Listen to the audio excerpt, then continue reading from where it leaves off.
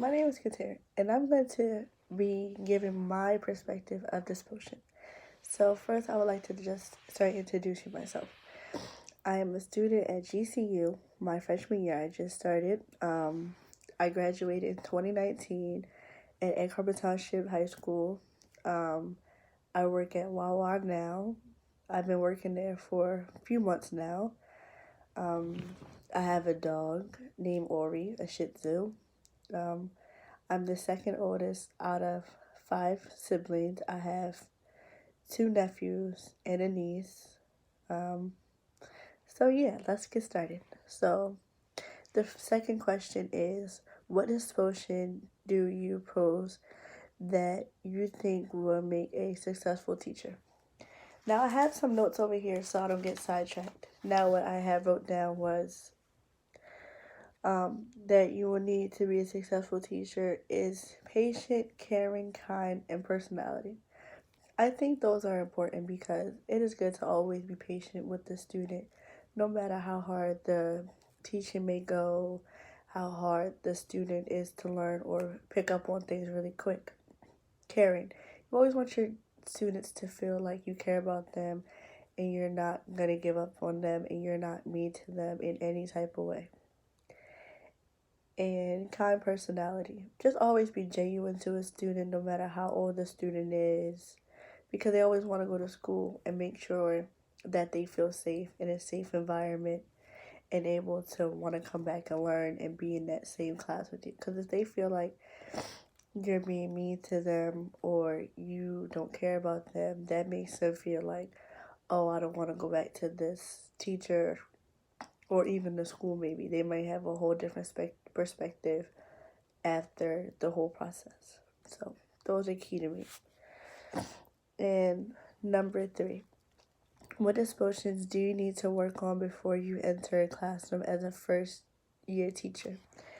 I have wrote down enthusiasm. Now enthusiasm. This means if you have the same lesson plans, present it fresh, meaningful, and compelling. Now what this means, if you have the same lesson plan, don't make it all, oh, this is what we're gonna do today. We did it yesterday. No, make it more exciting. Okay, guys, yes, I know we have done this assignment more than once, but we're gonna try and do something different. Even ask the kids for some suggestions. It's always good to have a kid's input on what the lesson is because they may want to do it this way and make it more interesting that way. So we always want to try and get the kids' feedback. Make it fun, make it fresh. Don't make it seem like, oh, we've been doing this for 2 days. No.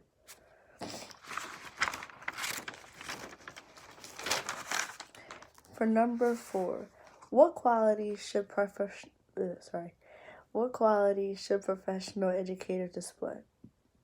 They should display creativity. Be creative with the work you come up with, no matter if it's a game or even a way to get them ready for a test. You would like to keep them from getting bored.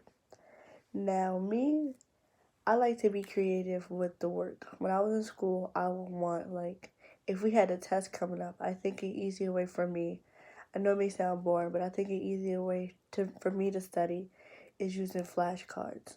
Or some kid may want a game like Jeopardy and put them in groups so everybody gets a different perspective of what that is in a different way might be easier for the other kid. Communication and caring skills. You always want to communicate with the students. Always. To let them know, oh, you can come and talk to me, it's fine. Or even if it's about a lesson or a question that they may have and don't want to ask you in front of the students. They might ask you when the bell rings and they're the last ones in there. Oh, hey, so and so, I have a question about the homework. Can you explain it more? Because I felt like I didn't want to ask in front of the students.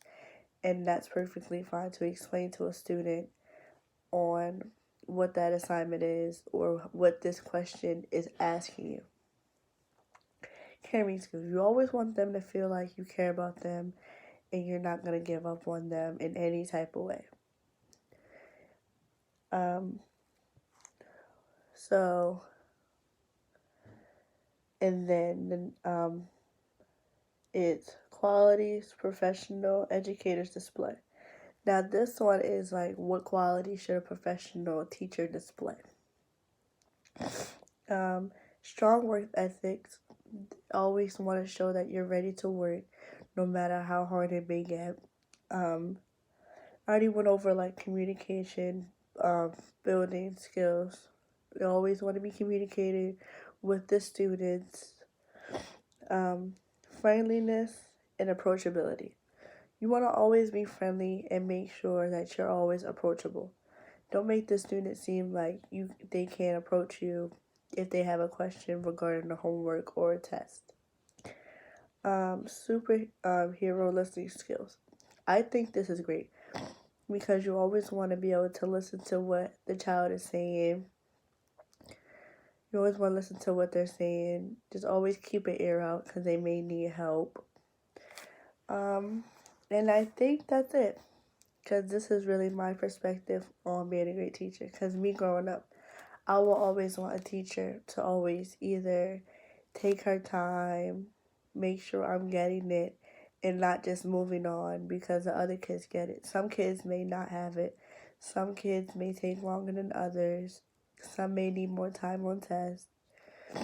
So yeah, me growing up, it wasn't as easy as I thought it would be. But now that I've graduated and me attending GCU, it's really easy because they've made it easy to the point where if I need help with something, a teacher is always available 24/7, no matter what the question is, or the librarian is always there to help if you need help with research. So, yeah, that's my perspective on disposition of teaching. Thank you.